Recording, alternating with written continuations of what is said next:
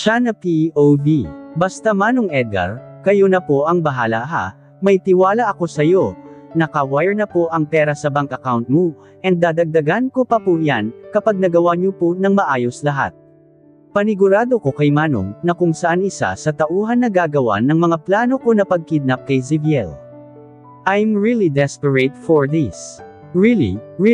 Huli nang na-realize ko, oo nga pala. Babae ako, tapos ginagawa ko itong bagay na ito na kilalang model at architect sa bansang Pilipinas, ay may lihim na maitim na plano.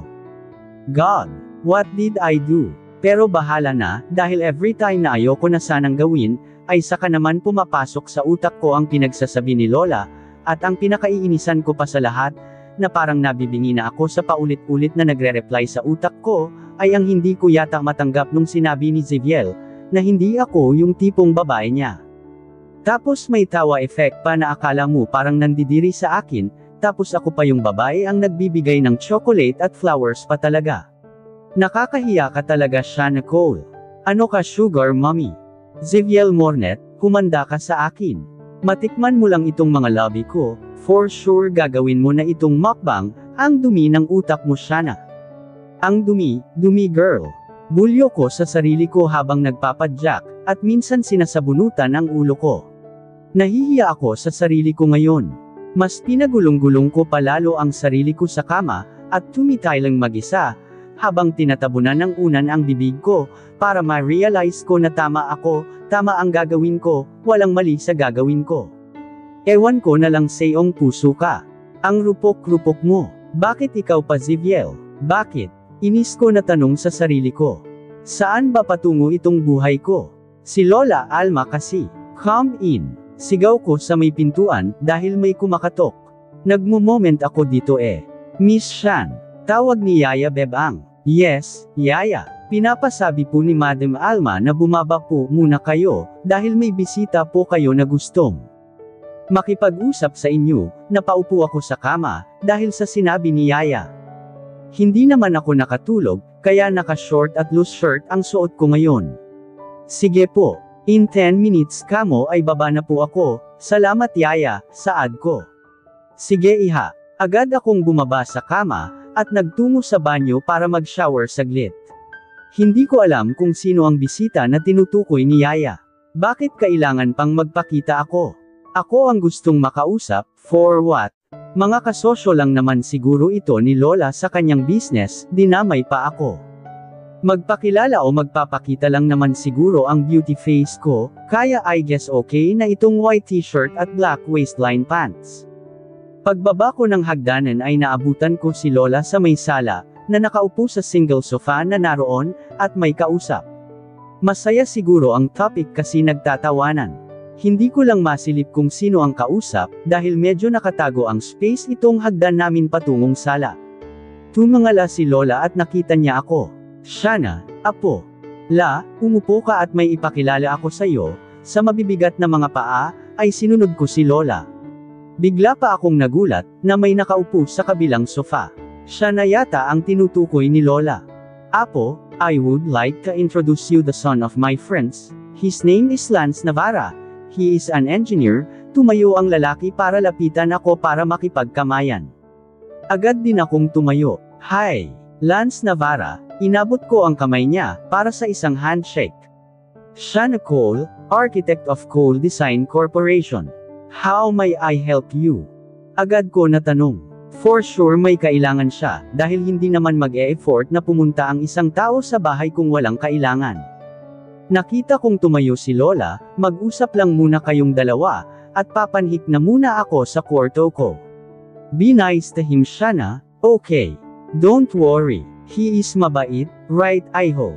Agad din sumili ang ngiti ng lalaking ito, kaya hindi ko tuloy maiwasan na umirap. Yang mukha na yan, mabait, parang may pinaiyak na bata ito eh. Well see that madam, Lola, just call me Lola. Hindi naman nagkalayo ang edad niyong dalawa, pwede pa ngang kayong ipakasal dahil bagay kayo. Bigla akong napaubo dahil sa sinabi ni Lola. Lola naman, hindi po magandang biro iyan. Apo, I told you. Mas lalong umasim ang sistema ko, dahil sinaway ako ng Lola sa harapan ng lalaking ito. Yeah, Hindi po talaga madam, ani niya sa bar itong boses, buti na lang at sumang-ayon ka, kundi ibalibag kita sa pamamahay na ito, kahit nasa harapan ko pa si Lola. Sheesh, siya Nicole, ayan na naman ang devil inside mo, hala. Paalam na sa inyong dalawa, at manunood pa ako ng Korean drama. Pareho kaming tumikim ng lalaki dahil sa sinabi ni Lola. At her age 89 na ay nahuhumaling siya sa mga Korean drama, recently. Kasalanan ito ng yaya namin na isa, na kung saan ang hilig manood ng K-drama, kapag natapos ang kanilang ginagawa o break time nila, kaya nung naabutan ni Lola na nangingisay sa kilig, ay na-curious ang matanda at nanunood na rin, hindi pa nga natapos ang isang episode, ay inaabangan na ang next. Ayun, wala na akong ibang ginawa one time, kundi naghahanap kami ng mga completed na drama na yan. Patawarin sana siya ni Lolo na sumakabilang buhay na. Bumalik kaming dalawa sa pag-upo, nang wala na si Lola sa harapan namin. How may I help you, Mr. Navarra? Balik tanong ko sa kanya. Hindi ko itinanggi na may itsura din siya, pero para sa akin, yung tagapagtanggol ko ang pinakagwapo sa lahat ng gwapo sa balat ng lupa. I mean universe. Sorry for invading your property, Miss Nicole, buti alam mo, sabi ng isip ko, dapat mag-appointment muna sa secretary ko, pero dahil friend ni Lola ang mga magulang niya, kaya here he is. Sabado pa talaga pumunta na day off ko, and I don't want to be rude, dahil nandito na siya pero sana lang, I'm here to give you a proposal, na makapag-design ka ng isang condominium unit for girls property only. Anya, ano raw? Come again. Do you mean, don't say you are involved in human trafficking? Biglang tumaas ang boses ko. Gago ba ito? Anong akala niya sa akin? No way. What? Of course not, Miss Cole. Why should I do that? That's not what you think. Okay. Agad naangal niya. Then, what is it? Matalim kong tingin sa kanya. Humalukip-kap ako habang hinihintay ang kanyang sagot. May pinatayo kami na school together with my co-engineers, and already had a condominium unit for boys sa mga gusto umupa. So, you want me to design a condo for females only, tama? Tanong ko. Yeah, and I found your architect magazine, in which your name was mentioned, so I guess you're the one that we've been looking for this project. If you accept this work, then welcome to our team, Miss Cole. Pinag-isipan ko ang sinabi niya. Well, just give me 1 week to finish my sample, and my secretary will email you for your approval, Mr. Navarra, sambit ko. Bibigyan ko ng pansin this week ang project niya, dahil may ilang days pa naman ako para pumunta ng island para sa isang mission. Like Black Mission. Worst mission ever. Whoa, that was so fast, Miss Cole. Kaya pala binansagan kang one of the best architect this year. I know right. Pagmamayabang ko, kaya pareho kaming nakangisi, akala niya ba na hindi ko rin alam, na isa rin siya, at ibang ka-team niya na nanalo na isang magaling na engineer. Marami pa kaming suggestions and opinions about this new project of Mr. Navarra, at malapit nang matapos ang ginagawa ko kay Mr. Smith na design naman sa kanyang bahay sa Cubao. So I think matatapos ko talaga ito ng mabilisan, bago ko ipasa sa mga ka-team ko, and then email na lang sa mga clients ko. Nasa bahay lang ako buong maghapon, unless kung magyaya sina Monshin and Nathalia. Nababagot ako sa office, kapag nasa bahay kasi nakakausap ko si Lola, at kung gusto ko magpahinga ay walang problema. Kung pagod at gusto kong mag-relax at maligo sa swimming pool, ang isa sa choice ko, o di kaya magpa-piano sa music room ko, then kapag nakaset at nakapag-isip na ang utak ko, saka pa ako babalik sa projects na ginagawa ko. Ganito ako magpalakad ng company, na tanging iniwan ng mga magulang ko, pero sayang lang at hindi pa lahat ay mapapasa akin, dahil sa kagustuhan nilang mag-asawa muna ako. At ngayon ay gagawa ako ng masamang plano sa kapwa ko, na walang tanging nakakaalam sa sikreto ko, kundi si Nathalia at Manong Edgar. Handa na akong bayaran ang magiging consequences ko, kapag nangyari nga ang kinakatakutan ko na magsumbong ang lalaki na kinidnap ko, if ever na makatakas siya. Wag naman sana, mas lalo yata siyang magiging tigre sa akin. Bahala na. Pagkaalis ng bisita ay agad akong nagtungo sa kwarto ni Lola, at naabutan ko siya na panay tawa sa pinapanood niya na Korean drama. Napailing na lang ako sa nakikita kong kasiyahan ni Lola. Ang manood ng K-drama na nakakakilig. I'm the happiest person too, kapag nakikita ko ang lola ko na nagpalaki sa akin na masaya. I'll do anything for my Lola Alma. I promise. Paalis na raw po ng bahay Miss Cole. Text ni Kuya Edgar, paano niya nalaman na paalis na ng bahay si Ziviel? Easy. Kapag gusto mong makuha ang target mo, dapat marunong kang makipagkaibigan sa mga taong napapaligiran nito, like Kuya Edgar, isa sa katulong na nagtatrabaho sa bahay ni Ziviel, ay pinsan niya kaya alam ko kung ano na ang ginagawa nito. Nasa airport na si Manong Edgar, at ang isa pa niyang kasamahan, na kung saan maghihintay na lang na dumating ang sasakyan ni Ziviel sa airport. Doon gagawin ang plano, bago pumasok si Ziviel sa airport, ay nakuha na siya ng mga tauhan ko, bago siya ilipat sa sasakyan, at dadalhin saan naroon ang chopper, kung paano na hindi malaman ng mga tao doon ang mga balak nila, na pagkidnap sa binata, ay yun ang hindi ko na alam. Basta gawin ni Manong Edgar ang plano sa lalong madaling panahon, at walang palpak na mangyayari, at baka walang pera silang makukuha sa akin. I'm shaken, really. I'm really shaken right now. Para akong may ginawang malaking kasalanan, at hindi pa naman ako nadakip ay parang nasa presinto na ako, at imbestigahan. Bahala na, sinimulan ko ito then tatapusin ko. Ang sama ko na ba? Nilagay ko na sa malita ang pwedeng gamitin ko araw-araw. 5 malita actually ang dadalhin ko, ganun karami, gosh lipat bahay na ba ito agad? Diyos mio, Shana Cole. Binigyan ako ng 1 month leave ng manager ko, at dahil ako ang namamahala sa pagiging career ko sa architect, kaya ito na ang bakasyon na pinapangarap ko, at hindi ko binanggit kung saan ang punta ko, dahil yun ay privacy lamang. Sa ilang taon na akong nagmamodel, ay kailangan kong magpahinga at ngayon, ito na yun. Aalis ako sa Maynila, at Totanggo sa Iligan City, Lanao del Norte, na kung saan merong nabili si Mommy nung dalaga pa siya na island, a small island na sobrang gandang gawing bakasyonan, at nakapunta na rin ako doon ng ilang beses, at masasabi ko na nagustuhan ko talaga siya. Pinaayos ko, pinaganda ko para naman, hindi matu-turn off ang asawa ko. Asawa ko, gosh, ano ba siya Nicole para kang tanga? Sabi mo ayaw mo munang mag-asawa, bakit may kasamang heret yang inisip mo? Gusto mo na ba talaga si Ziviel? Akala ko ba gagawin mo lang dahilan, para makuha ang yaman mo, lalo at alam mo naman na hindi ka type-on, aasawahin mo pa agad. Saway ko sa sarili ko, yes and yes.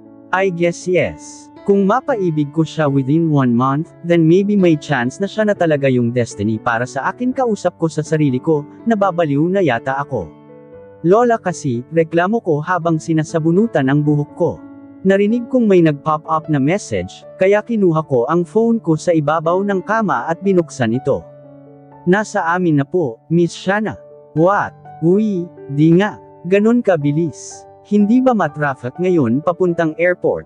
Buti naman kung ganon. Sa bagay, madaling araw pa lang, kaya madali lang siyang makuha, dahil hindi pa masyadong maraming tao at walang traffic. Buti na lang talaga, good job mga kuya. Okay nyo palang ka-bonding. Actually tauhan sila ng kaibigan ko, si Dark Romanos. Ayon kasi sa pinsan ni Manong Edgar, na gusto ni Ziviel sa ganitong oras aalis para gabi na siyang makarating, sa kung saan man ang biyahe niya. Pero hindi niya alam, na sa ibang bansa siya pupunta, I mean Pilipinas pa rin pero dadalhin ko siya sa ibang isla. Well, see you soon Ziviel Mornet. Bago tayo makabalik sa Maynila, asawa na kita. Shana Cole Mornet ang idadag mo sa pangalan ko. Kinikilig ako, sa sobrang kilig ko at wala akong mapagsabihan ng kilig kong ito, ay dinaan ko na lang sa paglonggulong sa kama ang kasiyahan ko. Ganito ba talaga ang magmahal? Yung pakiramdam na hindi mo lang siya superhero, kundi isa mo pa siyang crush. Gosh, do I fall in love already? Hindi ko pwedeng sabihin kay Monshin, kahit sa kanya naman ako kumuha ng idea, na idaan sa ganitong senaryo ang pagkuha ng target ko, kahit hindi niya alam na sinunod ko, narinig ko lang dahil madaldal yung baklita na yon, sinathili lang na co-office mate at friend ko lang talaga ang nakakaalam. Pero ngayon na madaling araw pa, of course I don't want to disturb her morning sleep. Mamaya ko na siguro siya tatawagan. At ako naman ay hindi naman ako inaantok, dahil nakatulog ako ng matagal kaninang hapon. Sa ilang minutong pagpalag ni Ziviel, ay ngayon daw wala ng malay, dahil sa pinaamoy sa kanya na gamot, para makatulog and now lumipat sila ng van, para madala siya sa private chopper na pin-errand ko pa talaga, para makarating sa island na yun. Alam na ni Kuya Edgar kung saan nila pwede ewan si Ziviel pagkarating nila doon. Mamayang 5 to 5:30 ng umaga pa ako aalis sa bahay, dahil hihintayin ko na munang magising si Lola Alma, kahit alam naman niya na aalis ako sa araw na ito. Binilin ko na rin sa mga kasama sa bahay na alagaan nila si Lola ng mabuti. Uuwi naman ako kung kinakailangan. Toothpaste, toothbrush, feminine wash, deodorant, damit, towel lahat check, ayos, wala na ba akong nakalimutan? Nandito na siguro lahat, kausap ko sa sarili ko. Kulang na lang dalhin ko lahat ng mga gamit ko sa Elsla na yun. Gaya ni Ziviel, susunduan din ako through helicopter, dahil exclusive island lang yun kay Mommy, kaya hindi yun pinaparenta at kahit maging tourist destination pa yun, ay hindi ako papayag, dahil ang bahay na yun ang tanging yaman na iniwan ng mga magulang sa akin. Ang kwento ni Lola, na minsan tumatakas si Mommy sa pag-aaral, kaya nagalit ang Lola kaya ayon, imbis na ikulong sa bahay pinalayas ba naman si Mama, at ito namang si Mommy ay nag-explore na.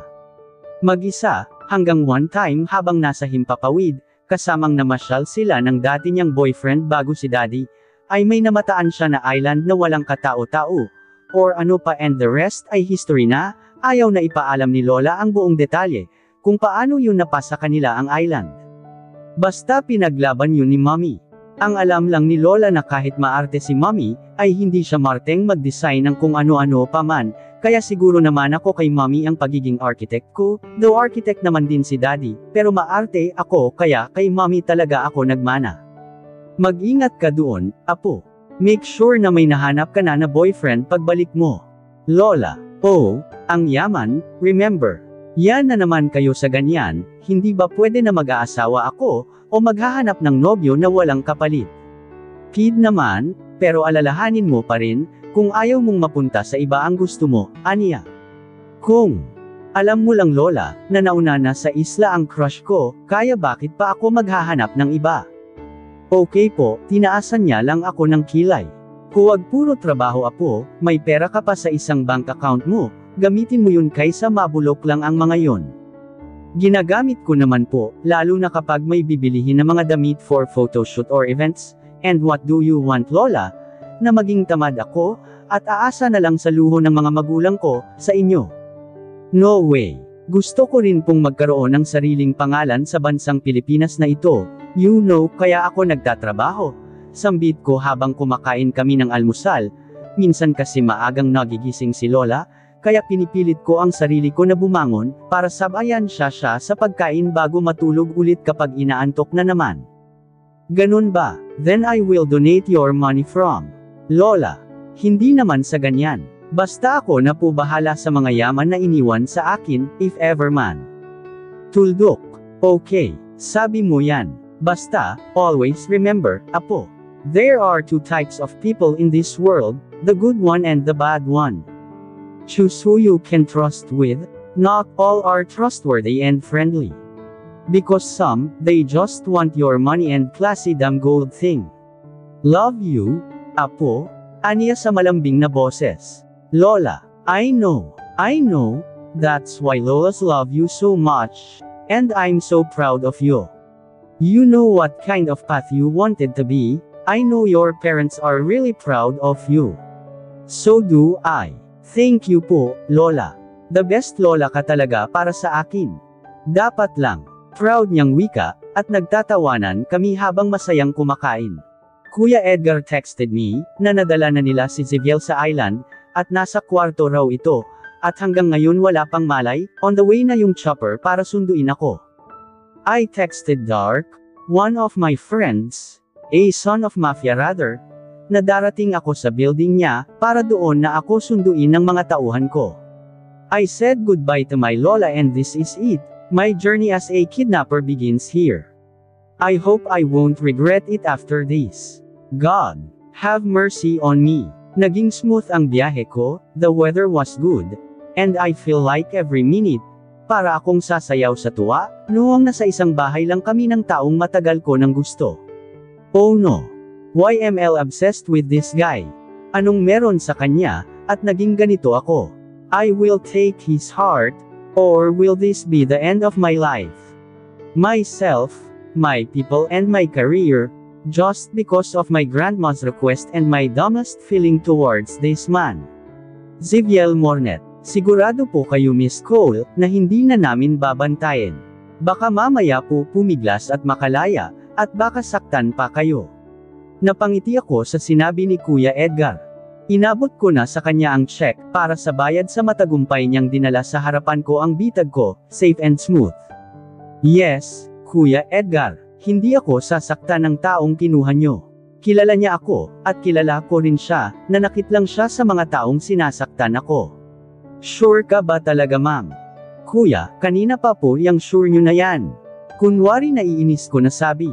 Nanigurado lang ma'am, at baka kami ang malilintikan sa boss namin, yeah, thanks to Dark, dahil sa mga tauhan niya. Naturuan ng maayos, hindi ko naman maiwasan na mamangha, dahil sa ganito sila kay concern sa kalagayan ko, noong nalimang a girl, a model and architect, and the one who kidnapped the CEO, no other than Ziviel Mornet. At dito na po nagtatapos, ang kabanata ng ating kwento, at sanay muli niyo po akong samahan, sa mga susunod pang kabanata. Maraming salamat po, ingat po tayong lahat.